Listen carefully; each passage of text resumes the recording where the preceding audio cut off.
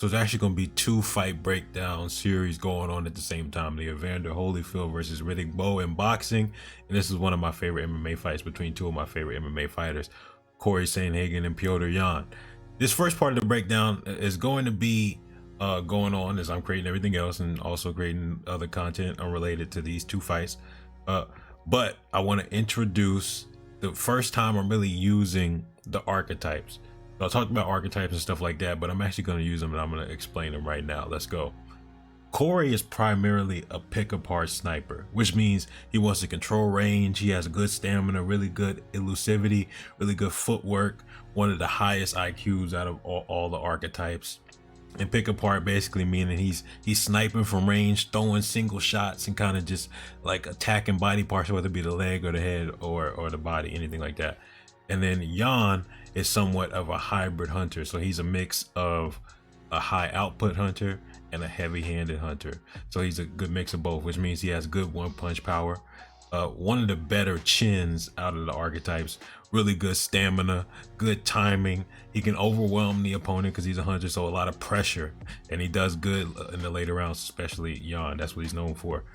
But he could also be considered in the category of gritty tactical brawler, crafty, brutal, sitting down on most of his shots, and wins wars with his great chin, awareness, and heart. And I'll go into examples more gritty tactical brawler, but people like Evander Holyfield are good examples of that category.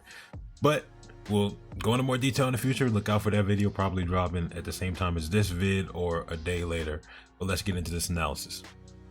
Step in feint from Yan, kind of feinting the entry into range. Very important to kind of establish a foundation for somebody who's trying to hunt his opponent down, like how we saw with Ilia Topuria, Julio Cesar Chavez, so on and so forth.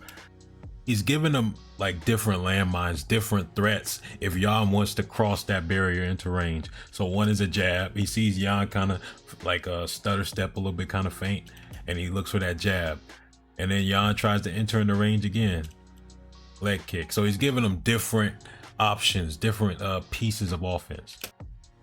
One important thing is that Cory doesn't just use his footwork for defense, he uses it for offense. So stand switch, step through, surprise him with the jab, and Yan isn't too surprised, so he gets away from it. And he's gonna stand switch again.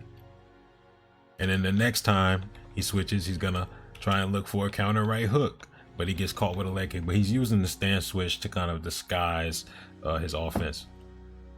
He does it again, so he has that lead hand control. Now Yan switched into southpaw, and as he has that hand control, he steps in, and then he brings that leg across. He brings that leg over, switches to southpaw. As he's shifting forward, that means he can cover more range and land this that right hand that would have missed if he would have stayed in orthodox. I think this is really purposeful guard manipulation. That's not a punch, that's a slap on the guard. He's testing the integrity of that guard, and he's probably also setting up different shots because later on he throws a knee up the middle. And so slap on the guard, what's he gonna do here?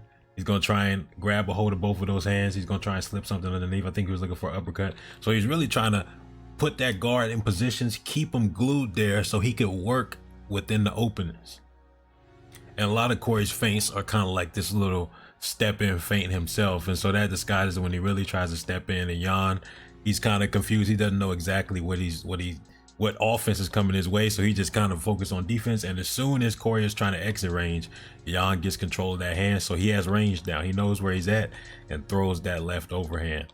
But Cory was kind of leaning away from it, so it took some of the power away. But Yan had a hand on him, so he knew where he was.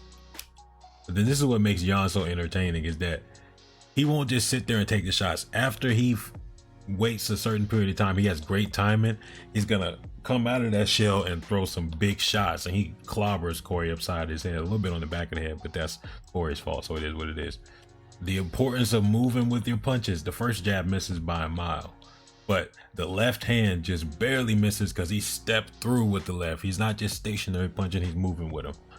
Nice footwork from Cory. When he throws his combination, he shifts around that dominant angle, gets around the shoulder of the southpaw Yan, and then he could have worked more right there, but he stopped.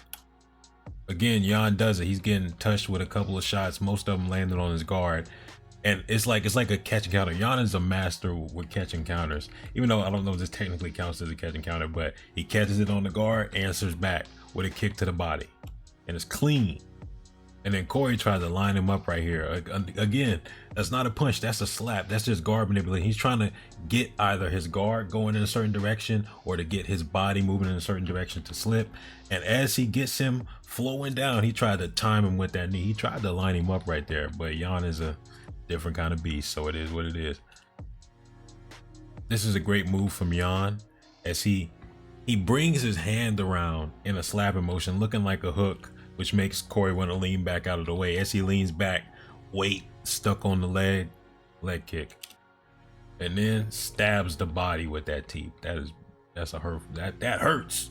Then this probably looks like a body shot, but it's really an uppercut. It's a really sneaky shot. Cory's boxing is kind of underrated. He has some great hands, and obviously Jan has some of the better hands in UFC. These leg kicks will add up right in the back of the knee. That's the perfect spot too. Those leg kicks will add up because Cory is so much about mobility and footwork and switching stances and lateral movement. Cory's leg is like, damn, he got him. Yeah, that position. If you walking like that in the middle of a fight, if you standing like that, you got blasted. And so those leg kicks are gonna add up, and it's gonna slow down and take away Cory's mobility, which is a key aspect of his style, probably the key aspect. But this is why these are two of my favorite fighters. They have some of the best timing, both of them. Because Cory, this time he pulls him down. And I think that landed at least a little bit. He might have hit him in the chest or the neck, but Jan definitely felt it. I don't know why he didn't show any signs of damage, but he's like, in his prime, Jan was like the Terminator. Part 1 is concluded. Look out for that Archetypes breakdown coming soon. Immortality Serum out. See you later, Fight Scientist.